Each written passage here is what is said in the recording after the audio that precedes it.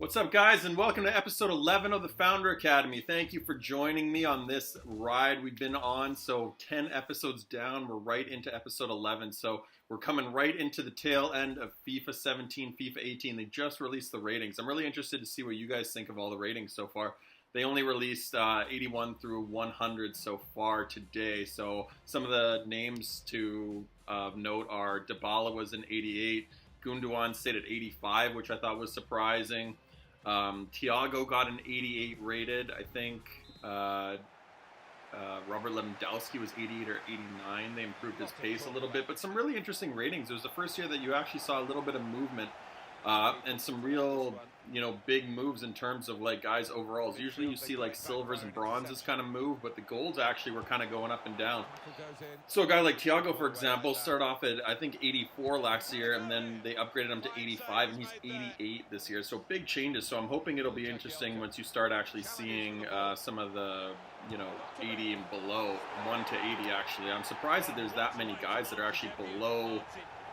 That are above 88 rated, that are going to be 80 players above 88 rated. That's actually really surprising, unless they're doing it differently, if they're doing keepers or something on one day. I was actually really shocked to see that. So if you have 80 players that are 88 rated or above, that would be very shocking to me. So unless I missed something in terms of how they're letting go of all the information or releasing all the information to us, the public, then it would be pretty interesting to see that many high-rated cards. So just interested to know what you guys think.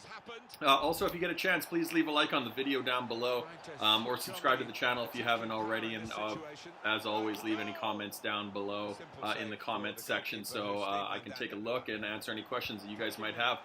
But I appreciate everyone who has added me on Twitter and also followed me on the channel as well. So you guys are watching the videos in general. It's your support is greatly appreciated. So thank you. I missed a lot of the start of this game actually. So we came up against this guy. He was playing with the TFC kits here, and he did have the Canada badge. So felt bad kind of pumping a fellow Canadian here, but he wasn't actually that solid a player. With all due respect to him.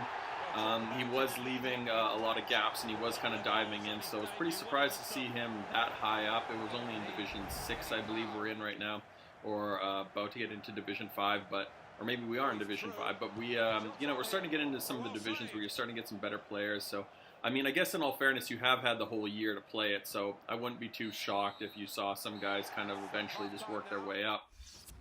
Maybe I'm just overvaluing how good some of the players are in some of these divisions, but this guy wasn't too good. He also wasn't too bad. He also put 2 goals past me. They were kind of cheesy goals. That one obviously a rebound, but we scored a lot of those rebound too, as you guys have seen in previous episodes. So no real surprises there.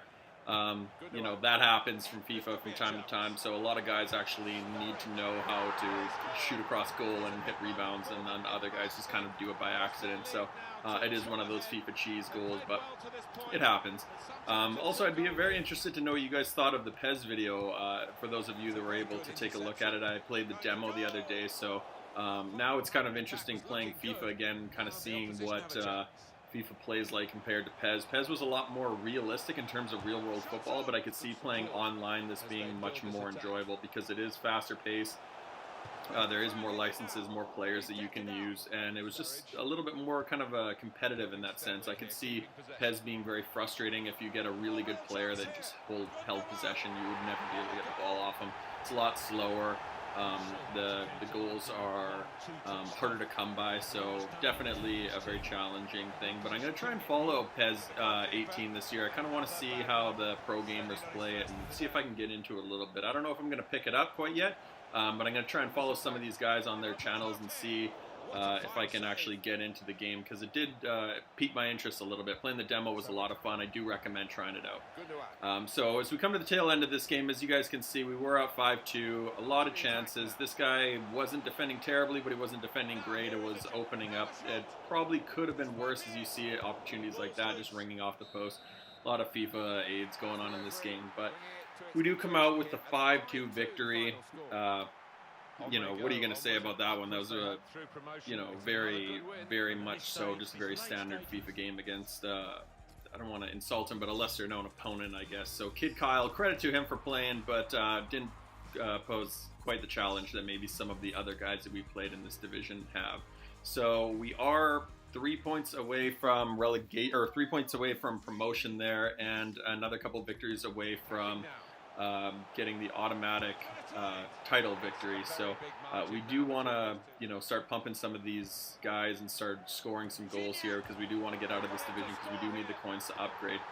This next game you're seeing here, we decided to go into an offline tournament, because I did want to get that rare gold. It wasn't a rare gold pack, it was a gold pack, but I just wanted to get some of the fitness up on some of the guys, so play some of the riffraff that we had in our club, because obviously if you guys are new to FUT this year or haven't played a lot of it, a good way to get your fitness up if you're struggling fitness-wise and don't want to buy fitness cards, just go and play an offline game. As you can see here, beat the computer 14-1, and there was like basically no chemistry on the team that we were using, so it's really easy to just go in there and get some easy coins. We did decide to change formation as well. I wanted to get some of the wingers in there, because there's a lot of really good cheap wingers. Also, I wanted to get a little bit more of an attack going on, because so many central players are so expensive.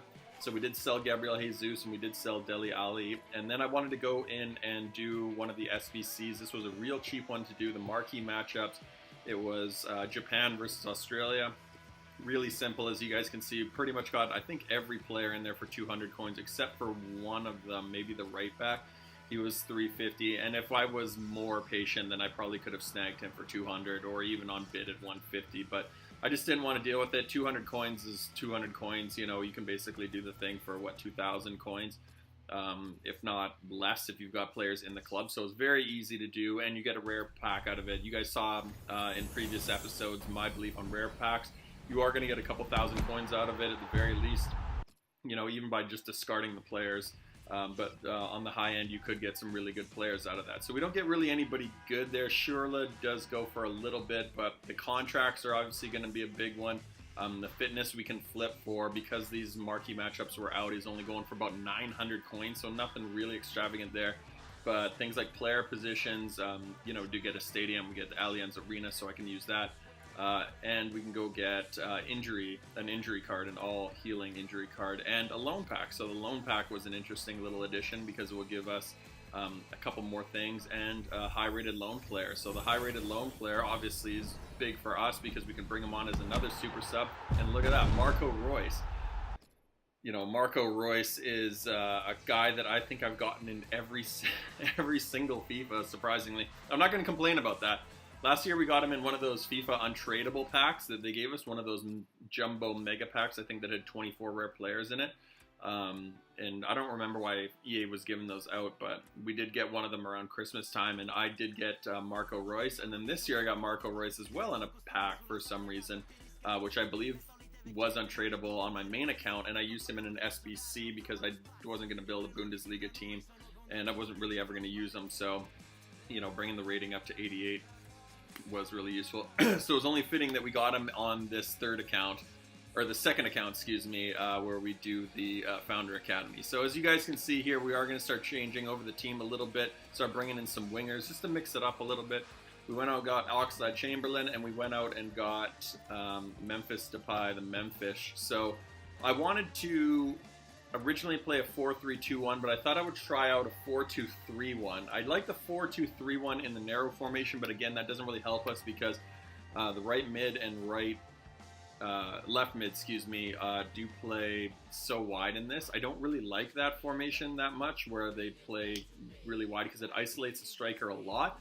But I thought I would try it out against this guy, see how it does. Maybe I'll like it. It is primarily a very defensive type formation, so it's something that I did want to kind of see. Maybe it would lend itself really well to me, but I generally don't love it. I do like the more attacking one that's got the 3 central players, and we come up against this guy who's got a very solid Serie A team. Everyone's linking, so inform Callejon, inform El Shaarawy, inform De Rossi, inform Kolarov, and then he had players like Chiellini, Buffon. So you could tell that this guy had been playing all year round. Probably not a fantastic player, because he's still in Division 5 or 6, but he was obviously good enough and had been playing long enough that he'd been able to build that team, unless he just dumped a bunch of money in it. But you can tell by the gameplay, this guy obviously had played a couple games. You are going to see a lot of shots from this guy. So the way I edit my videos, I try to keep a lot of shots in it because I try to have any scoring opportunities. This is one of the games where I actually thought about having to edit some of those out, because this was a guy who just, as soon as he got the ball anywhere near the 18, he would just shoot it. So it was very frustrating to play against, because I'm a big believer in momentum, in the sense that if you hold possession a lot and if you get a lot of shots, the game's in-game momentum will start helping you, I guess. So if you can hold possession, by the time the guy actually dispossesses the ball, he'll actually probably have so much momentum against him that his players won't be able to make really good passes, and then he'll have to build his momentum up. So it's almost like a scale, so you'll start seeing it. If I'm holding a lot of possession, it goes in my favor. If he's holding a lot of possession, it starts moving in his favor. So that's the way I personally view the game. I don't know if that's a fact. You guys know that I'm a conspiracy theorist in that sense. But that's the way I've always felt with EA, with the in-game momentum, is that just like, you know, in real life to a certain extent, when teams start holding possession, they have the momentum going in their favor. So it's hard to kind of combat that. So this guy was shooting a lot, which was starting to worry me, because they weren't really very good shots. He was just shooting from ridiculous angles. So we are going to go into the half at 1-1. I do get an opportunity right here where I thought I was going to be able to score, but he did make a slide block. So that was very frustrating. So going into this 1-1, I thought I was probably more deserving than that. I was probably going to be able to come out of this a victor. I was feeling pretty confident about the results so far, except for the scoreline. So I felt like I was owning the game, but I did need to make some changes, because this guy was just taking the ball and shooting, and for what I thought was a very defensive formation, they were allowing a lot of shots. Of course, the guy was just kind of, as soon as he was getting any space, he was just shooting in general, but I thought I would go back to the 4-1-2-1-2 narrow, try things out from there, bring on Marco Reus, and just you know, get a victory out of this, go back to what I know. So we aren't going to change the team overall back to a 4-1-2-1-2 narrow, but we are going to do it in this game. Just if we do need to change things up from what's happening in the game, we will, you know, make subs at the half, make changes at the half, but I don't want to change the actual breakdown of the team from the start of kickoff, because I do like the idea of having those wingers in there, and like I said, there are a lot of really pacey players that are meta-type players in the game. So as you can see, he continued from where he left off at the start of it. I was worried here. Yeah, I actually gave a terrible pass away, and if he had a little bit more composure, like I said, if he wasn't just shooting it aimlessly, he probably would have scored that. But he decided to take that right away and drills it over the net. It was a very good scoring opportunity. The keeper was nowhere to be found, and unlucky for him, because we do come back and counterattack. And it's the new guy, Alex Oxlade-Chamberlain, comes in, hammers that home, you know, a nice little finesse around the keeper, and we are up 2-1. So this guy, all his long shots didn't prove to be all that useful for him, because Pokemon FC wasn't generating a lot of opportunities. He was getting a little bit more desperate, started slide tackling a lot, and his Chiellini was starting to boss me, but when I brought on fresh Marco Reus, you see there, scores that, low-driven shot, 3-1.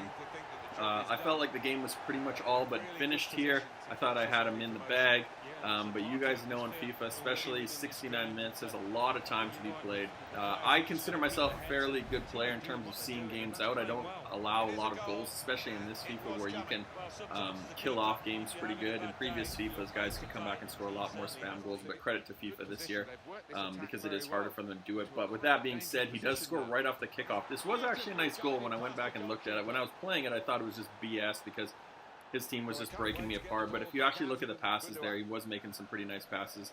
I do think my defenders were probably not as intelligent as they should have been, but at the same time, at least it wasn't just him running at me doing something stupid. So at the end of the game here, we're up 3-2, but I was still trying to come back on the counterattack. I went defensive and just went counterattack, and he was opening up like the Red Sea. So as you can see here, nice little scoop turn. He was overcommitting. Just Marco Reus walks in and hammers, so he gets 2 in his debut. Unfortunately, we're only going to have him for 7 games, because he's apparently an awesome super sub in this game.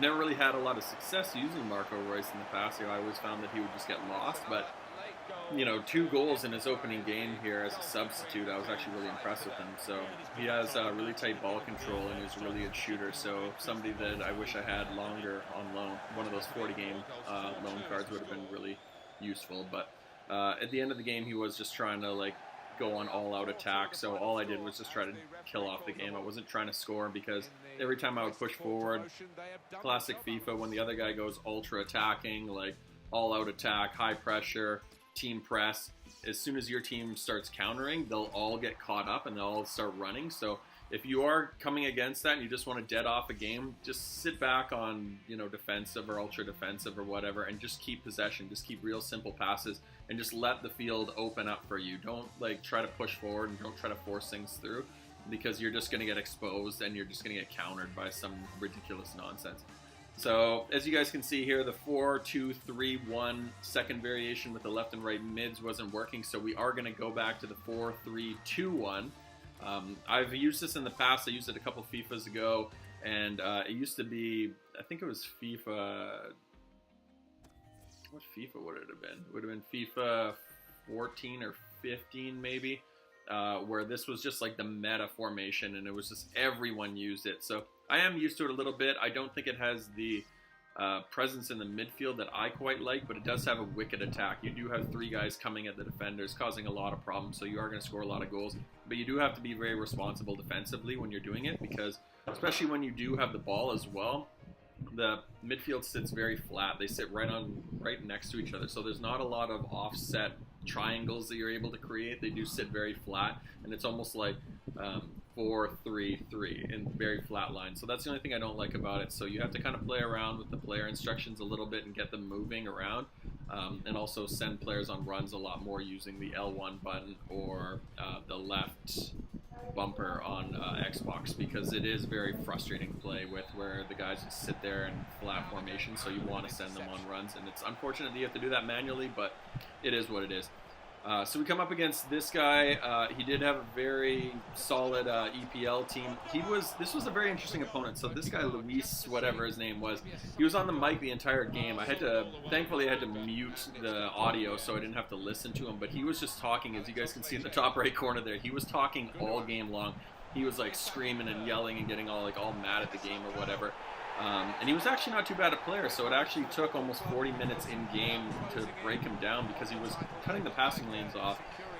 And I know that's very hard for some people to break down, because they do kind of spam passes, but you know, to be a really good FIFA player, you have to be patient with it. So if you notice that a guy is actually cutting passing lanes off, you'll notice it within the first 10 minutes and adapt your game style to be a lot more patient. So when you get the ball, he'll try to predict where you're going to go. Just be patient and just kind of walk it up until you draw him out of position.